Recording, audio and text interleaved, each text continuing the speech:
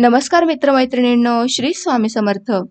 पुस्तकांची दुनिया या आपल्या कथाकथनाच्या यूट्यूब चॅनलवर मी सौ पूनम सोमनाथ पाटील आपले खूप खूप स्वागत करते. सध्या आपण अण्णाभाऊ साठे लिखित वारणेच्या खोऱ्यात ही कादंबरी पाहत आहोत. या कादंबरीच्या कालच्या भागात आपण पाहिले की मंगला व हिंदूराव यांचे लग्न होते. त्यामुळे हा निरोप हंबीर नागोजीपर्यंत पोहोचवतो. त्यामुळे नागोजी फार चिडतो व जिथे हिंदूराव व मंगला राहत असतात त्या शेतातील घरावर हमला करण्याचा बेत आखत असतो. आता आपण पुढे वाचूयात. तत्पूर्वी एक नम्र विनंती, जर कोणी आपल्या चॅनलवर नवीन आले असेल तर प्लीज आपल्या चॅनल सबस्क्राईब करा व शेजारी बेल आयकॉन नक्की दाबा. त्यानंतर जर का व्हिडिओ आवडल्यास तो लाईक करा व जास्तीत जास्त शेअर करा व आपली मतमतांतरे मला कमेंटमध्ये सांगायला विसरू नका.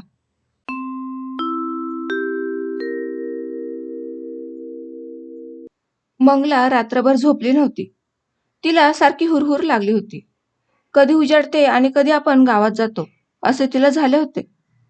सकाळी उठल्यापासून ती एकपाठी एक काम उरकत होती. तिच्या डोक्यात विचाराचे काहूर माजले होते. स्वयंपाक संपताच आपण घरी जाणार आणि आई बाबा हंबीर यांना सांगणार, तुमच्या मतांप्रमाणे झालं आहे. तुम्ही ज्याच्याशी माझं लग्न ठरवलं होतं, ज्याच्या नावानं माझ्या कपाळी कुंकू लावलं होतं, त्याच्याशीच माझं लग्न झालं आहे. मी हंबीरला सांगणार, हंबीर, आता त्यांच्याशी वैर धरू नको. तुम्ही दोघे हातात हात घालून परस्परांना मदत करा. मग हंबीर काय बोलणार? तो चकित होईल. त्याला आनंद होईल. आईला आनंद होईल. बाबांना आनंद होईल. साऱ्या गावाला आनंद होईल. हंबीर नागोजीची कड सोडून आपल्या मेहुण्याच्या पक्षाला मिळेल आणि पुढे दोघेही प्रेमाने वागतील. मेहुण्यात लढाई होऊन होणारा रक्तपात थांबेल. तो भयंकर रक्तपात पाहण्याची वेळ आपल्यावर येणार नाही. भाऊ आणि कुंकू सलामत राहील. ज्याच्याशी माझं लग्न झालं आहे तो हिंदूराव नसून तो पांडू पाटलाचे राजाराम आहेत. ही गोष्ट जर हंबीरला कळली नसती तर त्याने खचित काहीतरी केले असते. दोघांपैकी एकाला मरावं लागलं असतं. जर हंबीरवर तो प्रसंग आला असता तर आईबाबांना हंबीर हंबीर करून डोकं आपटून प्राण सोडावा लागला असता आणि माझा मुरारी मला अंतरला असता तर जिकडे इकडचे तिकडे बरे वाईट झाले असते. तर जन्मभर विधवा म्हणून जगावे लागले असते किंवा मरावे लागले असते. पण आता तसे होणार नाही. आता सर्वांना आनंद होईल. जो टळला तो प्रसंग वैरावर सुद्धा नसावा. असा विचार करीत मंगला स्वयंपाकातून घडून गेली होती. घडी घडी तोंडावर येणारी केसाची बट मागे सारीत ती घरकाम उरकीत होती. दिवस मावळतीकडे फिरला आणि मंगलाचे काम संपले. हिंदूराव उशिरा येणार असे सांगून गेला होता. तेव्हा घरात कामापैकी शिल्लक असे काहीच राहिले नाही. असा विचार करून तिने सर्व झाकपाक करून दाराला कडी लावली व ती गावात आली. प्रथम तिने महादूची गाठ घेतली व त्याच्याजवळ एक चिठ्ठी देऊन त्याला सांगितले, तू ही चिठ्ठी जाकलकर पांडू पाटील यांना दे. या कामगिरीवर तू आजच्या आज निघ. जाताना घोडं घेऊन जा व येतेवेळी पाटलांना घोडं देऊन पुढं पाठव आणि तू सावकाशी ये. असं म्हणून तिने कृष्णाजीचे घोडे महादूला देऊन त्याला वाटेल लावले. नंतर ती आईवडिलांकडे गेली. तिचा आजच्यासारखा प्रफुल्लित चेहरा कृष्णाजीने कधीच पाहिला नव्हता. ती आपली लग्नाची साडी नेसली होती. तिला पडलेले हळदीचे डाग तसेच दिसत होते. तिच्या लग्नाचा आजचा 4था दिवस होता. तिच्या अंगाची हळद अद्याप निघाली नव्हती. तिचा चेहरा पिवळा पिवळा दिसत होता. त्यात तिला आज अतिशय आनंद झाल्यामुळे ती अधिकच सदर दिसत होती. तिने सोप्यात प्रवेश करताच विचारले, आई, हंबीर कुठे आहे?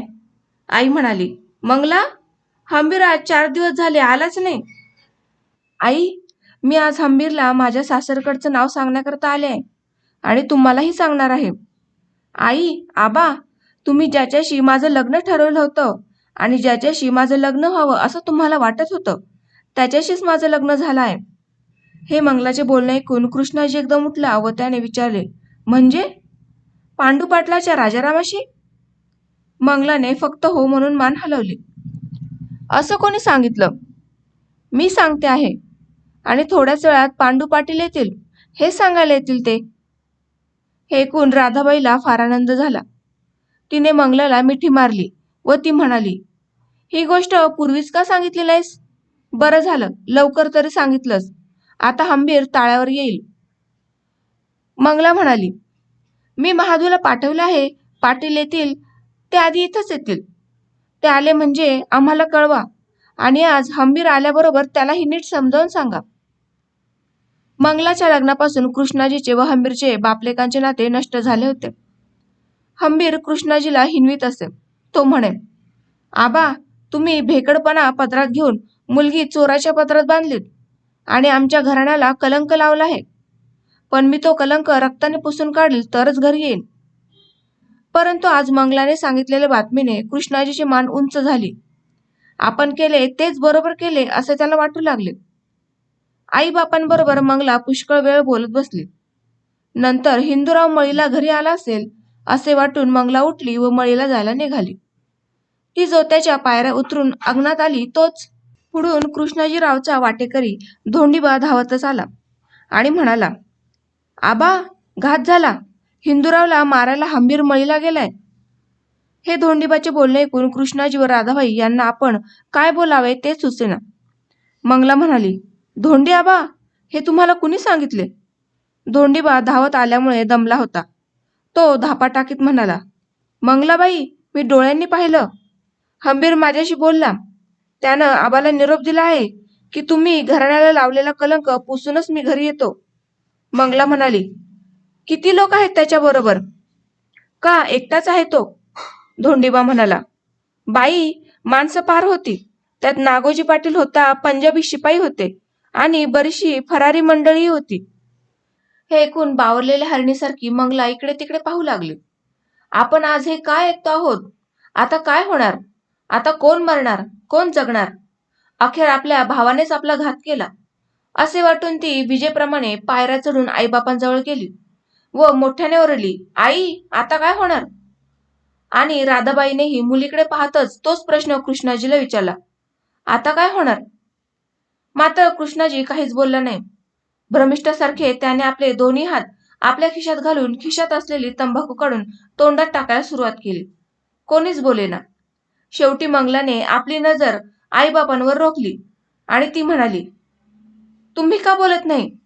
बोला ना, आज कुणाचं वाटोळ होणार, तुमचं की माझं? राधाबाईला रडू कोसळले. तिने पदरानं तोंड झाकून घेतले व ती मोठ्याने रडू लागली. कृष्णाजी म्हणाला, मंगला, आज जे होईल त्यानं माझंच वाटोळ होणार. आता मंगलाला तिथे उभे राहावे ना. तिने क्षणभर विचार केला व चपळाईने ती घरात गेली आणि घरातील बंदूक आणि काडतुसांची माळ बाहेर घेऊन आली. ती सरळ अंगणातच थोडी थांबली आणि मागे फिरून तिने आईवडिलांना नमस्कार केला आणि ती म्हणाली, आई, आबा, मी जाते. तिने पदर कमरेत खोचला. ती मळीकडे एकसारखी धावत होती. कृष्णाजी, राधाबाई व धोंडीबा जोत्यावर उभे राहून एकसारखे तिच्याकडे पाहत होते. तिने एकदा तरी मागे परतून पाहावे असे कृष्णाजीला वाटत होते. परंतु मंगलाला परतून पाहायला वेळच कुठे होता. ती वाऱ्यासारखी मळीच्या रोखाने धावत होती. पुढे काय घडणार व काय घडले असेल यावर तिचे सर्व लक्ष लागले होते.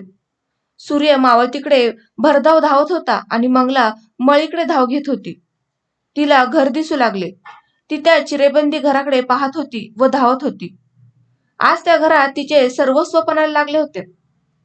तिने घराच्या आजूबाजूला वळून पाहिले. तिला कोणीच दिसले नाही. घराच्या आजूबाजूला तिला भेसूर शांतता दिसली. मंगला घाईघाईने घरात शिरली आणि पाहते तो हिंदूराव नुकताच आला होता. त्याने अद्याप काडतुसांची माळ गळ्यातून काढली नव्हती. त्याच्याकडे पाहून मंगलाने कितीतरी उशीर दाबून धरलेला दम सोडला. तिला हायसे वाटले. तिला वाटले होते कदाचित आपली भेट होणार नाही. पण आता हिंदूराव तिच्या पुढे उभा होता. त्याने आज मंगलाचा दमलेला, घामाने डबडबलेला, भेदरलेला चेहरा पाहून आश्चर्याने विचारले, मंगला, काय भानगड आहे? तू अशी का झाली आज? मंगला काहीच न बोलता परत फिरली. तिने दार बंद केले. आतून कडी लावली व त्याच्याजवळ येऊन ती म्हणाली, नागोजीच्या लोकांनी शिवार वेढला आहे आणि हंबीर, नागोजी व लष्कर इकडे येत आहे. तुम्ही लवकर घर सोडा, नाहीतर घर वेढलं जाईल. पण मंगला, तुला हे कोणी का सांगितलं? मळीकडे येताना हंबीरनं धोंडीबाजवळ आबांना निरोप दिला आहे आणि हे खोटं नाही. तुम्ही आत्ताच्या आत्ता काय करायचं ते ठरवा. गणू, मल्हारी माणसांची जुळवाजुळव करून येणार होते आणि उद्याच आम्ही चिखलवाडीच्या लष्करी ठाण्यासह नागोजीची वाट लावणार होतो. पण उलट झालं. मंगला हिंदूरावला पुढे बोलू न देता मध्येच म्हणाली, मग आता काय करणार? हिंदूराव म्हणाला, मी गणू मल्हार येईपर्यंत बाहेर जातो. तू घाबरू नको. मंगलाला असा धीर देऊन त्याने शांतपणे काडतुसांची माळ नीट बसवली व मंगलाकडे पाहिले. बंदूक उचलून तो दारापाशी गेला आणि त्याने कडी काढली. पण दरवाजा बाहेरून बंद झाला होता. तो मंगलापाशी आला आणि म्हणाला, मंगला, घर वेढलं. मंगला बाहेर कान लावून ऐकू लागली. बाहेर कुजबूज सुरू झाली होती. हत्यारबंद पंजाबी लष्कर व एकजात फरारी दरोडेखोर नाक्याच्या जागी रोखून उभे राहिलेले होते. प्रत्येकाजवळ काही ना काही हत्यार होते आणि नागोजी व हंबीर सर्व लोकांना पुढे काय करायचे ते सांगत होता. मंगलाने बाहेरचा गलबला ऐकून हिंदूरावचे दोन्ही खांदे धरून विचारले, आता काय करायचं? घर वेढलं गेलं. हिंदूरावने मंगलाचे मुख पुसले व तिच्या तोंडावर लुबुलुब करणारे तिची बट तिच्या कानात विसवली आणि तिच्या हातातील बंदूक घेऊन ती बाजूला ठेवत म्हटले, मंगला, आता गणू मल्हार येईपर्यंत आपण घर लढवायचं. घर लढवायचं? ते कसं? मंगलाने आश्चर्याने विचारले. घर लढवायचं किल्ला लढवल्यासारखं. असे म्हणून त्याने काडतुसांची माळ काढून ठेवली व ती भिंतीकडेला रचून ठेवलेल्या गुळाच्या ढेपा उचलून दाराला रचून लावल्या आणि दार कायमचे बंद केले. नंतर त्याने सर्व घर नीट लक्षपूर्वक पाहिले. त्या घराला 2 सहाणी होत्या. त्यातील एक नदीकडे असल्यामुळे बाहेरून शिडी लावणे कठीण होते. दुसरे सहाणे गावाकडच्या बाजूला होते. ते मक्याच्या पोत्यांच्या थप्पीने बुजले होते. या सहाण्याला बाहेरून शिडी लावून घरात नागोजीला गोळ्या झाडणे सोपे होते. नंतर हिंदूराव त्या पोत्यांच्या थप्पीवर चढला व त्याने सहाण्याला लागून असलेली पोती बाजूला सारली व सहाणे मोकळे केले आणि तो बाहेर पाहू लागला. शुभ्र खादीची टोपी, शिवाजीसारखी दाढी, गळ्यात काडतुसांची माळ, खांद्यावर बंदूक, हातात लांब दांड्याची कुऱ्हाड घेऊन नागोजी व हातात कुऱ्हाड घेतलेला अस्ताना सारलेला हंबीर हे दोघे जणू एखाद्या कुशल सेनापतीप्रमाणे लोकांची रचना करीत होते. माराच्या जागा अडवून त्यांनी नाकेबंदी केली होती. त्यांच्या हातातील हत्यारे चमकत होती. हिंदूराव पोत्यांच्या थप्पीवरून खाली उतरला. तो म्हणाला, हं, झाली तयारी. मंगलाने विचारले, कशाची? मारायची आणि मरायची. पण हे लोक तुमच्या जीवावर का उठले आहेत? मी त्यांच्या जीवावर उठलो होतो म्हणून? ते माझ्या जीवावर उठले आहेत. शिवाय मी बंडखोर आहे. परंतु तुम्ही त्यांचं असं काय नुकसान केलं आहे? काडतुसांची माळ गळ्यात घालीत तो बोलू लागला, नागोजीनं ज्या सरकारची माफी मागितली त्या सरकारनं या देशात राहू नये म्हणून मी लष्करावर गोळ्या झाडल्या. मी सावकारांचे दस्त फाडून शेतकऱ्यांच्या जमिनी परत द्यायला लावल्या. मी सावकारांच्या कर्जाच्या वह्या जाळल्या आणि नागोजीनं आबाचा खून केला म्हणून नागोजीला ठार मारण्याची शपथ घेतली. आणि काय करायला हवं होतं मी? परंतु माझ्या हातून चुकाही झाल्या. मी ज्यांची जमिनी परत केली, मी ज्यांना कर्ज रद्द केली, त्यांची मी एकी केली नाही म्हणून आज मला हा दरोडेखोरांचा वेढा दिला आहे. तोच नागोजी बाहेर मोठ्याने बोलू लागला. हिंदूरावने आपले बोलणे थांबवून ती दोघेही ऐकू लागली. गावाकडच्या सहाण्यासमोर उभा राहून हातातील कुऱ्हाड उंच धरून नागोजी बोलत होता, हिंदूराव ऐक, आम्ही वेढा पुरा केला आहे. आता विनाकारण लढण्याची हिंमत करू नको. तू कितीही लटपटी केलीस तरी तू आज जगणार नाहीस. हिंदूरावने मंगलाला विचारले, तुला बंदूक लोड करता येईल? हो. मग ती माळ गळ्यात घालून तयार राहा. असे म्हणून हिंदूराव पोत्यांच्या थप्पीवर चढून गेला आणि पाहते तो सहानेच्या पुढे नागोजी दिमाखाने उभा आहे. हातात काडतुसे भरलेली बंदूक घेऊन हिंदूराव त्याचे बोलणे ऐकू लागला. नागोजी पुढे म्हणाला, आता तुला कोणी सोडवणार नाही आणि हिंमत असेल तर दार उघडून बाहेर ये आणि पहा, मी तुला शेवटचं सांगतो. तू बंदूक टाक आणि शरण ये. सर्व लोक हे नागोजीचे भाषण ऐकत होते. सर्व काही शांत होते. पण जेव्हा बंदूक टाक व शरण ये हे शब्द उच्चारले गेले त्याबरोबर सहाण्यातून सर्व शांतता नाहीशी करणारा आणि हत्यारबंद लोकांचे कान बधीर करणारा बंदुकीचा आवाज झाला आणि तो नागोजीचा ऊर फोडून घुमत गेला. नागोजी धरणीला पडला व सहाण्यात बंदूक पुन्हा लोड करण्याचा कटकट असा आवाज झाला. नागोजी खाली कोसळलेला पाहताच सावळ्या रामोशी धावला व त्याने नागोजीच्या मानेला हात घातला. तो पुन्हा एक पहिल्याप्रमाणे जोरदार आवाज झाला आणि कोंबड्याचे डोके तोडून ते सोडून द्यावे व त्याने इकडे तिकडे रक्त शिंपीत फडफडत धडपड करावी तसा रामोशी धडपडू लागला. तेव्हा ती गोळी लागलेल्या वाघासारखा ओरडत होता. मावळतीला आकाश लाल झाले होते. त्यात सावळ्याच्या रक्ताची भर पडली. आजूबाजूच्या लोकांवरही रक्त उडत होते. लोक मागे हटले. रामोशी पुरुषभर वर उडून खाली पडत होता.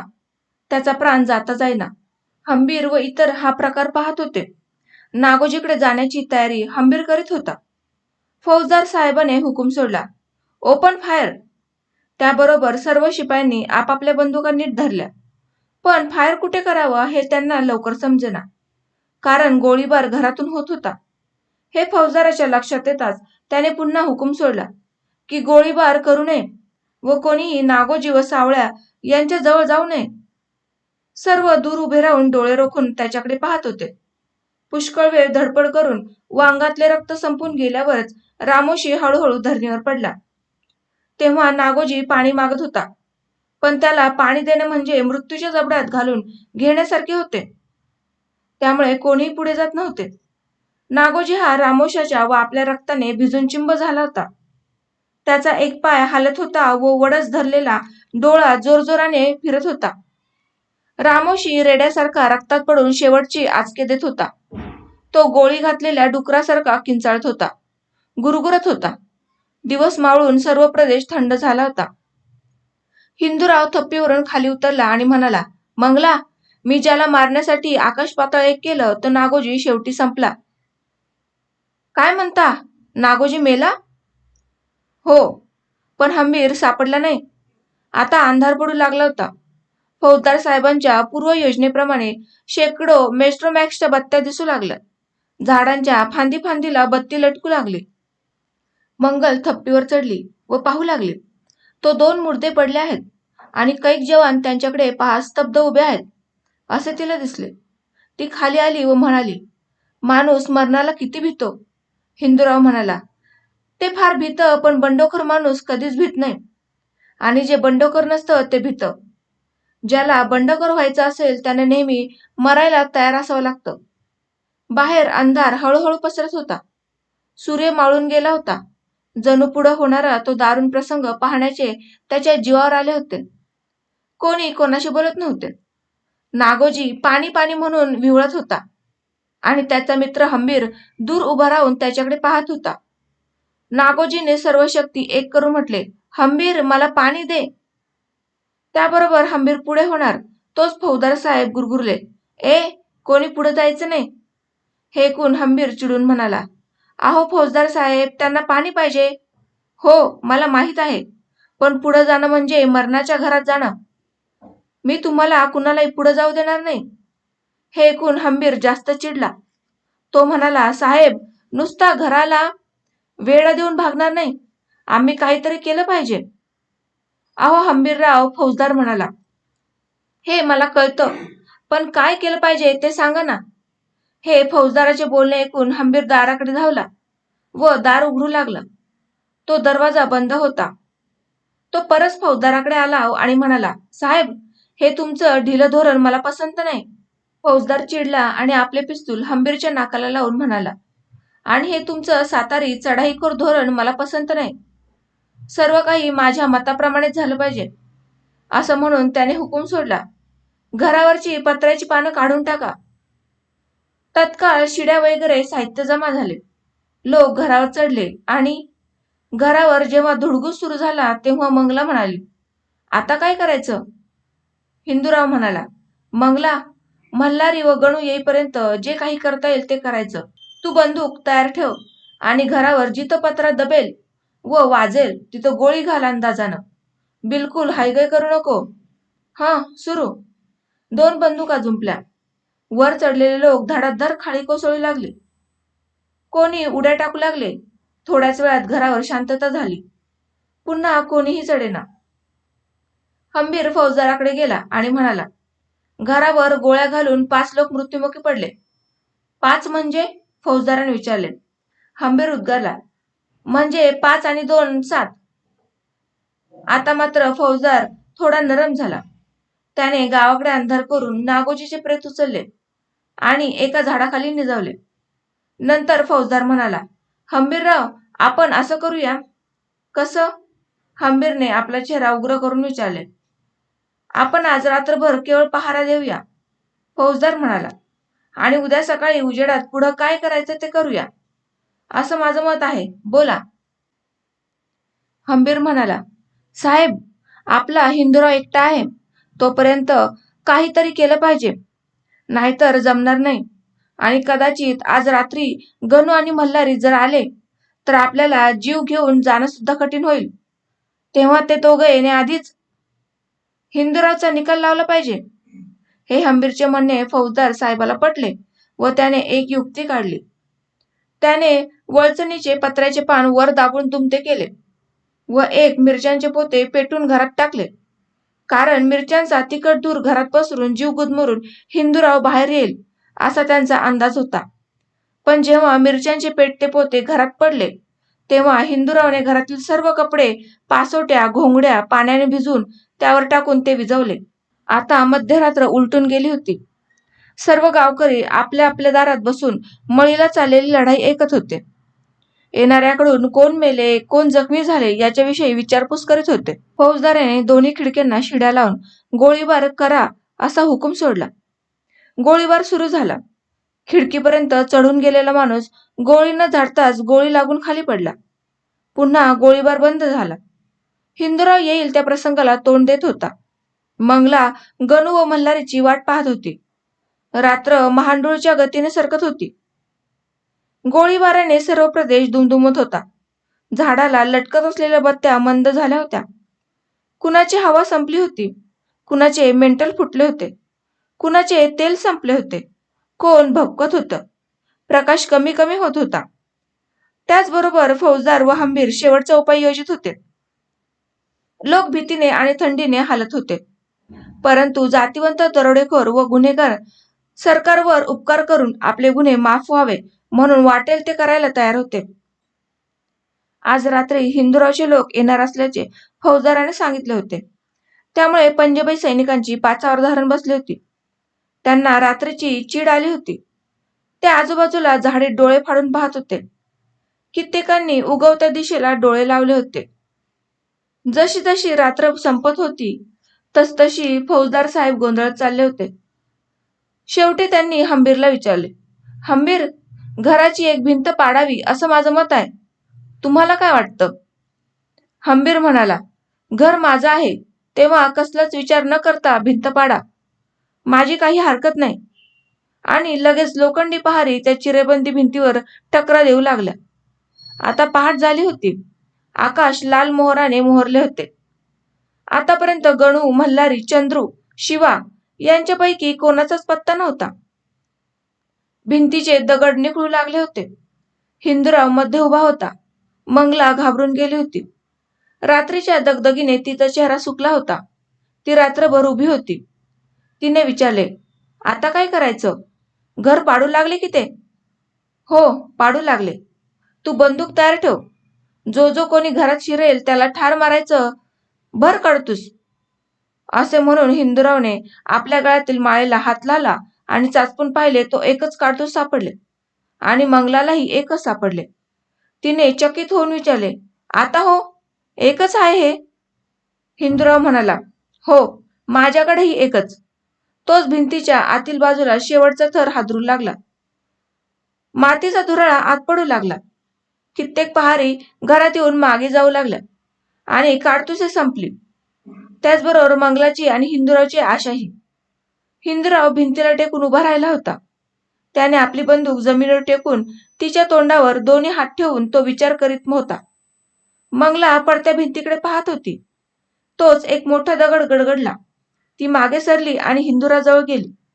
तिने त्याला हलवून विचारतंद्रीतून जागे केले व म्हटले, भिंत कोसळू लागली, आता काय करायचं?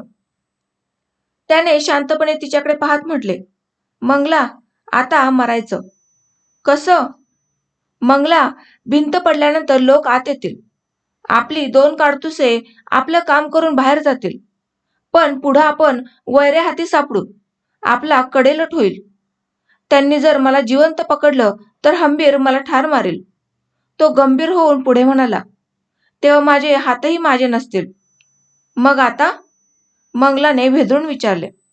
आता तूच काडतूस भर. तो पुटपुटला आणि मंगलाने काडतूस भरले व म्हटले, हो भरलं. आणि भिंतीला आरपार भगदाड पाडून ते रुंदावत चालले होते. त्याच्याकडे पाहत हिंदूराव म्हणाला, आता त्याच्या हाती सापडून मरण्यापेक्षा तूच मला गोळी घाल. या शब्दाबरोबर मंगलाच्या नेत्रातून अश्रूंच्या धारा घरंगळू लागल्या आणि पहाटेचा लाल प्रकाश पडक्या भिंतीतून घरात येऊ लागला. मंगलाने जोराने काहीतरी गिळून टाकले आणि ती म्हणाली, मी तुम्हाला मारू? हो, तूच मला मार. आणि मग माझं काय होणार? मंगला, जर माझा अपमान होऊ नये असं तुला वाटत असेल तर तूच तुझं शेवटचं काडतूस माझ्यावर झाड. तिचे हातपाय थरथरू लागले. तिचे ओठ सुकले. तिला घेरी आली. तिचा तोल सुटला. पण तिने हिंदूरावच्या छातीवर मस्तक टेकले. जेव्हा ती शुद्धीवर येऊन मागे सरली तेव्हा तिचे कुंकू पुसले गेले होते. पण त्याचा डाग हिंदूरावच्या छातीवर उठला होता. तिने कसला तरी विचार केला. मग असं कसं? तुम्हीही तुमचं शेवटचं काडतूस माझ्यावर झाडा आणि दोघं हो. मी मागं राहून जन्मभर झुरून मरण्यापेक्षा मी म्हणते तसं करा. मंगला, हे काम माझ्याच्यानं होणार नाही. झालंच पाहिजे. जर हे काम कराल तरच मी तुमचं काम करीन. सूर्याने आपली किरणे टाकली. भिंतीने भांगा दिला. फौजदाराने हुकूम दिला, एकदम घरात घुसा. बंदुकवाले धावले. घरात 2 आवाजांचा एकच मोठा आवाज झाला. घरात सामसूम पसरली. घरात घुसण्यासाठी घालवलेले लोक दबकले. पुष्कळ वेळ थांबून एका इसमाच्या हिया करून घरात पाहिले आणि मोठ्याने म्हटले, लढाई संपली. सर्व लोक घरात घुसले. हंबीर घरात गेला आणि पाहू लागला. त्याला 2 प्रेते दिसली. हिंदूराव व मंगला तिथे नव्हती. नंतर तो प्रेते बाहेर काढत असताना कृष्णाजीच्या अंगणात पांडू पाटलाचे घोडे आले. मंगलाकडे पाहून हंबीरच्या डोळ्यातून अश्रुधारा वाहत होत्या. त्याचा कंठ भरून आला होता. त्यानं तिच्या मस्तकावरून हात फिरवीत म्हटले, मंगला, काय केलंस हे? इतक्यात वारणा नदीच्या पलीकडून गोळीबार सुरू झाला. फौजदार आणि हंबीर भांबावून गेले. जिकडे तिकडे गोंधळ सुरू झाला. जो तो म्हणू लागला, गणू आला, कोणी म्हणे मल्हारी आला, आणि सगळे सैरावैरा पळू लागले. फौजदाराने हुकूम सोडला, हंबीर, आता चिखलवाडी जवळ करूया. सर्वजण चिखलवाडीच्या दिशेने धावले सुटले.